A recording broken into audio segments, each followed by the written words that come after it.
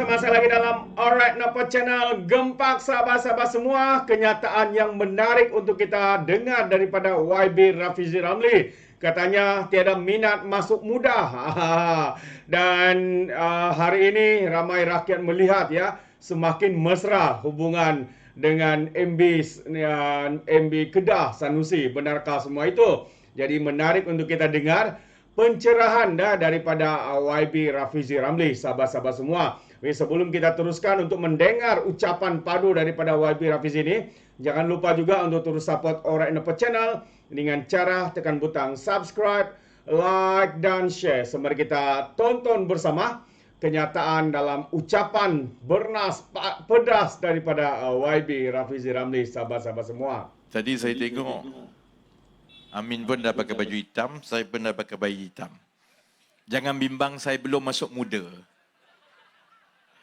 Dia pakai baju hitam ni bukan sebab masuk muda. Pakai baju hitam ni ialah untuk orang-orang yang makin gemuk. Korang gelak. Okay, ya. Petua dia, kalau badan makin besar, dalam kamera ni, untuk nampak tak besar mana, petua dia pakai baju hitam. Jadi sebab itu saya sebulan ini, saudara-saudari akan tengok saya pakai baju hitam tiap-tiap malam. Sebab saya berceramah tiap-tiap malam. Sebab itu saya kena sebut awal-awal saya belum masuk muda. Tak ada niat nak masuk muda. Saya tengok tadi saudara-saudari gelak bila YB Amin kata saya mesra dengan Sanusi. Tak boleh ke? Saya di Kedah, pengalaman yang baik. Kerana kerajaan negeri inilah, kerajaan negeri masing-masing. Kita masing-masing berbanding dengan kerajaan pusat, kerajaan negeri, kita ada bidang kuasa masing-masing. Dan kita ada dasar masing-masing kan. Saya bersyukur sebab Amin tadi, dia bagi ucapan, dia tak pandai-pandai mengaku yang kerajaan pusat tu dia punya. Jadi masa saya dalam soal jawab, saya dengar je lah ni, orang Kedah ni ada yang bangun bertanya. Ni kenapa kerajaan persekutuan tak membantu dasar kerajaan negeri Kedah untuk pastikan pesawah-pesawah boleh tanam 5 kali tuaian dalam 2 tahun. Ini kerajaan persekutuan gini, gitu, sekat gini. Saya jawab mudahnya. Pakcik tahu tak, dasar tanam 5 kali tuaian dalam masa 2 tahun itu bukan dasar kerajaan Kedah. Itu dasar negara, dasar kerajaan persekutuan. Masalahnya negeri lain dah buat, Kedah aja belum buat lagi. Sebab itu saya tengok, saya dengar je Amin tadi. Kod-kod lah dia pandai-pandai nak claim kredit. Sebab ada yang di dalam bidang kuasa kerajaan pusat dan ada yang di dalam bidang kuasa kerajaan negeri. Sebaik-baiknya, ini kita nak masuk pilihan raya negeri yang 6 ni, sebaik-baiknya bila kerajaan negeri itu bekerjasama seiring sejalan dengan kerajaan pusat, barulah insya-Allah pertumbuhan ekonomi, kesejahteraan rakyat itu berganda. Kerana yang kerajaan negeri nak buat itu dia selaras, yang kerajaan pusat nak buat juga selaras, berbanding kalau ada menteri-menteri besar yang kerja dia di negeri, semua salah orang, bukan salah dia. Sebab ada yang kerajaan negeri boleh buat. Sebab itu saya paling kurang memudahkan tugas saya bila berkempen kali ini dalam 6 pilihan raya negeri ini. Sebab bila kita bercakap tentang calon-calon kita kerajaan perpaduan, paling kurang bila kita tunjukkan model kerajaan negeri, kita ada model-model yang baik. Kita ada kerajaan Selangor, kita ada kerajaan Pulau Pinang, kita ada kerajaan Negeri Sembilan, kita ada kerajaan Johor. Tapi kalau PAS atau Bersatu berkempen, sebab dia tak ada modal, dia tak boleh nak tunjuk sebenarnya kami telah mentadbir dan sebab itu kami telah berjaya memajukan negeri kami. Akhirnya macam mana dia kempen? Kalaulah kami dapat Kuala Lumpur. Mudahlah jadi menteri besar macam tu. Sama juga bila Sanusi yang itu atas pentas dengan saya. kan, saya satu malam sebelum saya jumpa dia, saya lanyak dululah. Jadi saya ingat dia dah tengok ceramah ni, aku kena jawab ni. Jadi jawapan dia belum apa-apa, dia selit sikit, dia selit, dia kata, bukanlah kita minta Kuala Lumpur nak beritahu mana-mana negeri yang dekat dengan Kuala Lumpur itu tu, mestilah dia maju lagi. Ya, saya tak dan jawab hari itu. Saya nak jawab malam ini. Kalaulah Selangor tu kononnya senang ditadbir, senang jadi maju dan kaya sebab duduk dengan KL. Dia boleh kata macam tu. Nanti kalau apa yang kat Nogori ni semua dia kata, alah bukan susah pun sebab duduk dengan KL. Dia tak jawab satu benda. Yang Penang jauh dekat dengan Kedah, jauh dari KL tu boleh maju macam mana? Macam mana kita nak terang Penang pun dekat dengan Kedah, jauh daripada KL. Tapi Penang boleh maju. Penang boleh menawarkan kerja yang banyak. Dan hari itu saya tak pasti sama ada Sanusi boleh dengar daripada rakyat dia sendiri beritahu. YB, boleh tak kita tambahkan laluan kereta api yang lagi banyak daripada Kedah ke Butterworth? Sebab rakyat Kedah ni banyak kerja di negeri di Penang sebab gaji di Penang lagi tinggi. Sebab itu saudara-saudari, cukup penting untuk kita pastikan bahawa dasar yang di kerajaan pusat itu disambut oleh kerajaan negeri. Juga cukup penting untuk kita pastikan bahawa kerajaan negeri, terutamanya MB, jangan berpolitik lebih-lebih. Kamu ada kerja, tumpu kepada kerja. Sebab itu bila saya ambil alih Menteri Ekonomi, orang ramai tak faham sebenarnya apa kerja Menteri Ekonomi ni. Dia ceramah je ke? Tugas saya yang paling besar, ada 1, 2, 3, 4 lah. Adalah beberapa. Tugas yang paling besar ialah menentukan peruntukan projek-projek untuk kerajaan. Menteri Kewangan menentukan jumlah keseluruhan yang perlu dibelanjakan. Belanja-belanja mengurus, bayar gaji, bayar hutang, benda yang tiap-tiap tahun dalam bahasa ekonomi dipanggil tanggungjawab fiskal. No, orang cakap fiskal. Itu di bawah Menteri Kewangan. Yang belanja tiap tahun habis, tahun depan belanja lagi. Perbelanjaan pembangunan, iaitu yang melibatkan projek-projek pembangunan fizikal dan bukan fizikal. Buat jalan, projek lapangan terbang ke. Yang itu adalah projek-projek yang pelaksanaannya itu mengambil masa lebih lama daripada 1 tahun, yang itu di bawah Kementerian Ekonomi.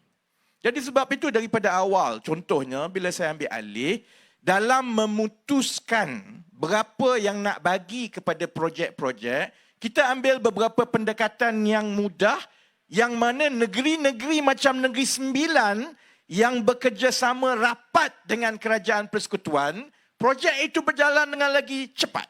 Contohnya, kita tambah peruntukan untuk perumahan rakyat. Kita bagi ekstra kepada negeri-negeri. Saya peruntukkan, saya ingat lebih tambahan 250 juta tahun ini untuk mula percepatkan. Yang itu kerajaan persekutuan boleh buat, boleh bagi duit. Tapi kalau tidak disambut oleh kerajaan negeri, dia tak jalan. Sebab apa? Tanah tu kerajaan negeri punya. Jadi walaupun ada peruntukan, ada negeri yang lambat, ada negeri yang tanah tak jadilah. Sebab itu saya ucap terima kasih kepada saudara Amin. Dia cepat-cepat bagi tanah. Lagi cepat bagi tanah, lagi cepatlah KPKT, Kementerian Perumahan, boleh laksanakan. Lagi cepat rakyat akan merasa dapat rumah mampu milik. Sama juga contohnya bila YB Amin sebut, kita akan usahakan satu ladang rintis yang pertama untuk kita membangunkan industri penternakan lembu secara profesional dan moden yang bukan saja melibatkan syarikat kita, tetapi kita telah kenal pasti syarikat luar negara yang kita akan padankan. Sebab saya tahu dekat Malaysia ni, bila cerita pasal lembu orang takut. Sebab sebelum ini, setiap projek nak pelihara lembu mampus. Tahu tak saudara-saudari, seluruh Malaysia sekarang, kita negara hebat, segala-galanya ada. Sanusi duk sibuk nak buat lapangan terbang baru ni. kita sebenarnya tak ada pun ladang-ladang ternakan lembu yang saiz dia melebihi 1,000 ekor ke atas. Tak ada. Pertanian yang melibatkan lembu, cara orang kita mengusahakan perniagaan lembu, dia buat macam mana tau? Dia tak pelihara lembu, dia gemukkan lembu. Ini yang saya kata perniagaan penternakan lembu yang dekat dengan Hari Raya Korban. Masa dekat Hari Raya Korban, dia akan bawa lembu daripada luar negara, dia bagi makan banyak-banyak dalam tempoh 2-3 bulan itu supaya lembu tu cepat naik gemuk, supaya dia boleh jual. Lepas tu tak ada lembu tu. Sebab itu kita import daging lembu ni sampai 80%. Daging lembu yang kita import antara 30 ke 40 ringgit sekilo. Kalau daging lembu mentah yang segar, dia sampai 50 ringgit lebih sekilo.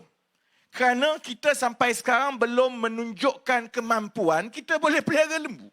Ada macam-macam lah. Setiap kali saya bincang, tanya orang yang dalam industri lembu ni macam-macam. Pasal rumput lah, pasal makanan lah, pasal panas lah. Baik, Saya tengok ke negara-negara Afrika dalam tempoh 5-6 bulan yang lepas. Afrika lagi berjaya daripada kita dalam menternak lembu. Dia kalau setakat 1,000-2,000 ekor lembu satu ladang ni, dia mainan je bagi dia. Bukan syarikat besar pun, orang biasa. Saya tengok ke Afrika sebab kalau tengok New Zealand ke Australia, orang akan kata, yalah dia bolehlah pelihara lembu banyak-banyak macam tu sebab dia sejuk. Tak panas, lembu tak mati. Habis kalau ke Afrika lembu, boleh je hidup. Jadi sebab itu, macam yang YB Amin kata, memang sasaran kita dan kita sudah di peringkat mengenal pasti syarikat pelabur yang memang perniagaannya ialah mengusahakan ladang-ladang lembu yang saiz 1,000-2,000 ekor ni, satu-satu, kita dah kenal pasti syarikat luar negara itu. Dan juga kita sedang mengenal pasti syarikat anak tempatan yang memang pelihara lembu. Jadi syarat saya untuk mengadakan projek rintis ini ialah kita nak padankan pengusaha lembu dengan pengusaha lembu. Supaya bila kita lantikkan, kita bantu dia memang betul-betul pelihara lembu. Tak buat benda lain. Dan insya-Allah perkara itu kita mulakan di Negeri Sembilan sebab Negeri bagi tanah dulu, orang lain tak bagi lagi. Kalau itu berjaya dengan baik di Negeri Sembilan, maksudnya kita telah membuktikan negara kita dari segi cuaca dia, makanan dia, lembu dia, dari segi penternak kita ada keupayaan untuk memelihara dan mengusahakan penternakan lembu secara moden dan sistematik. Kalau yang pertama di Negeri Sembilan itu berjaya, maka dengan mudah ia boleh dikembangkan di negeri-negeri lain. Sebab hasrat kami ialah untuk melihat ladang-ladang lembu. Janganlah sampai 100,000 ekor satu tempat. Orang nak duduk kat mana? Saiz dia yang kira padan-padan saja ni lebih kurang 1,000 ekor saja. Tapi tak bolehlah 1,000 ekor satu Malaysia. Mampulah lembu tu 1,000 ekor saja.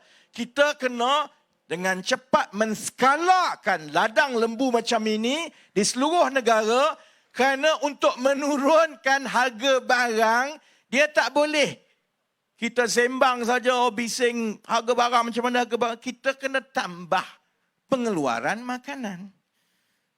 Kalau nak tambah pengeluaran makanan, kita perlukan tanah, kita perlukan perancangan, kita perlukan orang yang nak usahakan, dan kita kena mula bercucuk tanam ataupun menternak.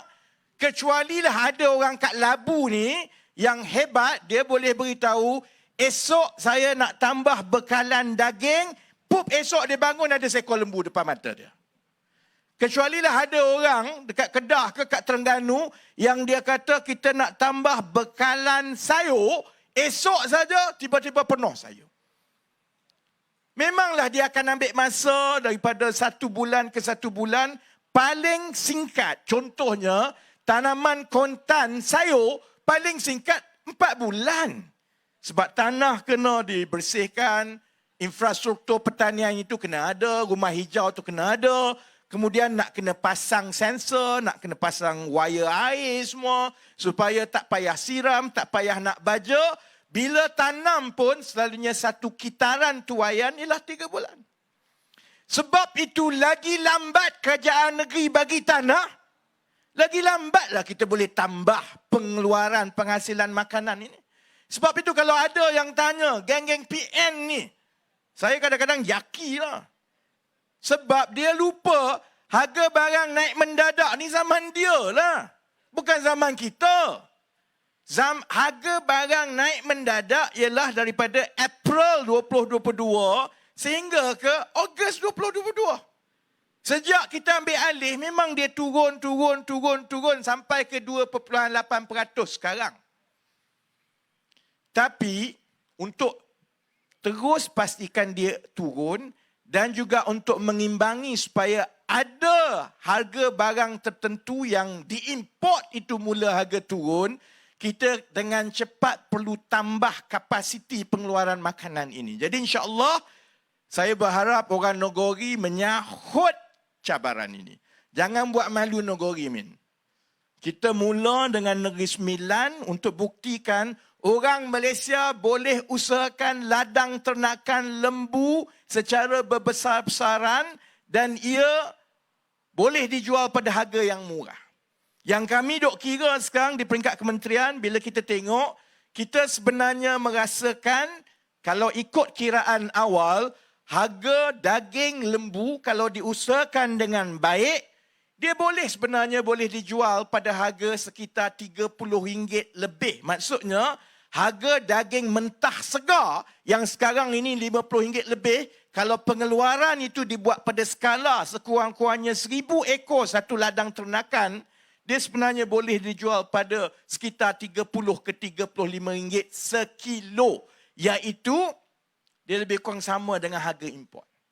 Sebab di Afrika, harga daging mentah sekilo di negeri yang macam Afrika Selatan yang sebenarnya kos sara hidup dia lebih tinggi daripada kita. Datuk Mail dah anggur-anggur. Dia exco pertanian dulu ni. Harga di negara Afrika Selatan yang kos dia lebih mahal daripada kita, harga daging mentah dia yang segar 1 kilo RM25. Jadi boleh dibuat insya-Allah. Jadi kita mula yang itu di Negeri Sembilan dan selepas itu kalau berjaya kita akan buat di negeri-negeri lain kerana kita ada 5 tahun ni. 5 tahun. Insya-Allah 5 tahun jika perkara ini diteruskan, insya-Allah bekalan makanan mentah yang menjadi sebahagian daripada sebab kenapa harga barang naik, perkara itu insya-Allah boleh diselesaikan daripada satu masa ke satu masa. Baik. Kalau tengok kempen Perikatan Nasional, 2 hari lepas kot Tan Sri Muhyiddin ada di Negeri Sembilan. Dia cerita ni seolah-olah ni kita ni, negeri kita ni dah malap betul, ekonomi dah teruk. Orang kelaparan dah semua ni, kalau ikut dia lah. Dia lupa orang kelaparan bukan zaman kita, zaman Covid dulu ada orang tak boleh makan. Bukan zaman sekarang. Tapi cara dia cakap itu macam ekonomi Malaysia ini telah runtuh. Kerajaan tidak ada apa-apa buat. Baik, malam ini saya nak beritahu. Bagaimana sebenarnya kerajaan persekutuan merancang dan mengendalikan ekonomi. Tadi saya dah sebut sebenarnya. Kita ada wang dan kita kena pastikan wang itu disalurkan kepada projek-projek yang baik yang ada kesan kepada rakyat. Keputusan mana-mana kerajaan persekutuan, mana-mana menteri ialah begini. Duit katakanlah ada 50 bilion. Dekat mana kita nak bagi duit ini? Adakah kita nak bagi untuk projek-projek besar macam lapangan terbang Kulim yang dia nak buat itu? Bunyi besar sampai 4-5 bilion tapi yang akan dapat manfaat berapa kerat saja. Ataupun dengan wang itu kita pastikan ia disalurkan kepada perbelanjaan rakyat terbanyak supaya dia akan dapat kesan kepada seberapa ramai rakyat. Sebab itu pendirian kita sekarang yang saya dan Datuk Seri Anwar ambil dalam belanjawan yang lepas. Ini pendekatan kita.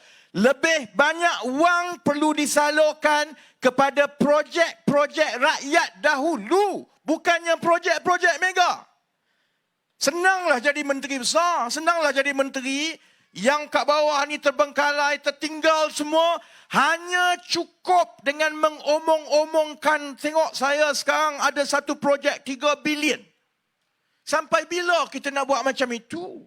Projek 3 bilion sana, 5 bilion sini. Yang dapat hasil 4-5 karat. Saya nak tanya Sanusi. Minggu depan saya nak pergi Kedah kan. Jadi saya bagi peluru dulu supaya Sanusi jawab dulu lah tak? Saya nak tanya Sanusi. Yang kamu beria-ia sangat nak buat lapangan terbang 3-4 bilion ni kenapa? Berapa orang yang akan dapat manfaat daripada lapangan terbang ini? Yang akan dapat manfaat ialah kontraktor yang bina. Dia akan buat duit dia masa tu. Berapa kerat? Kalau tak kena cara, kontraktor tu ambil kontraktor Cina. Cina bawa semua pekerja-pekerja Cina. Berapa kerat sangat orang kita yang dapat peluang pekerjaan semasa pembinaan. Dia akan bagi macam-macam alasan. Orang kita tak ada kepakaran lah. Orang kita tak ada pengalaman untuk buat lapangan terbang. Oleh itu, maka kita kena ambil pekerja-pekerja negara lain. Habis 3-4 bilion. Yang orang kita, kerja kita, orang tempatan kita mungkin 300-400. Itu pun bukan orang Kedah agaknya. Yang kedua, lepas kamu buat lapangan terbang itu, kami nak tahu sebenarnya barang apa kamu nak hantar. Beritahu. Barang apa yang nak naik kapal terbang itu. Pernah tak kita terfikir, ada kapal terbang banyak-banyak ni, kenapa orang masih gunakan kapal untuk hantar kargo? Kalaulah logiknya macam logik Sanusi, ada kapal terbang negeri itu maju, ekonomi naik, konon sebab kapal terbang ni lagi banyak nak digunakan oleh pengilang-pengilang orang pengeksport. Habis kenapa lah Port Penang tu penuh, port dekat Kelang penuh, port dekat Tanjung Pelepas penuh. Sebabnya orang yang walaun kau bolehlah tipu. Rakyat biasa kerja tahu. Kalau hantar pakai kapal terbang jauh lagi mahal. Sebab itu orang hantar pakai kontainer. Sebab itu orang hantar pakai kapal. Sebab bila buat perniagaan besar, kilang dan sebagainya, kita nak ekspor jauh lagi murah untuk pengeksport yang dekat Malaysia ni pakai kapal. Sebab itulah orang tak hantar kargo bertantan kontainer. Pernah tengok kontainer, naik kontainer dalam kapal terbang?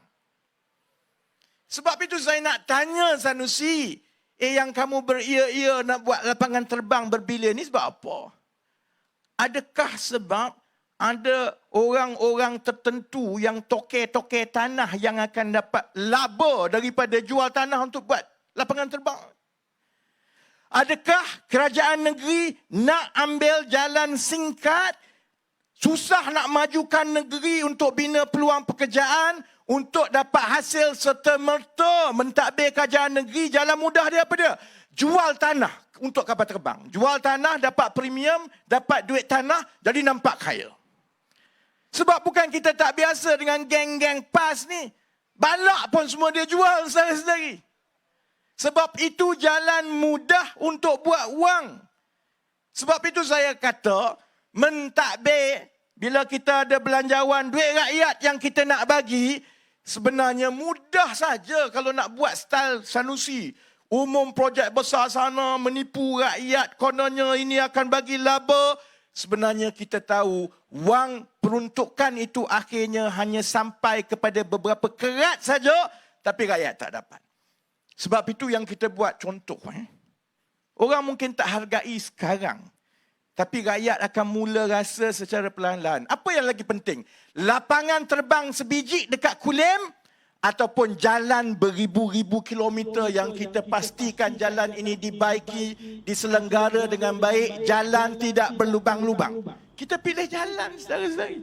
Sebab itu kami tambah peruntukan tambahan 1 bilion ringgit tahu untuk baiki jalan seluruh Malaysia. Orang katalah apa kamu buat? InsyaAllah orang akan mula merasa jalan di kampung-kampung pun cantik lepas ini.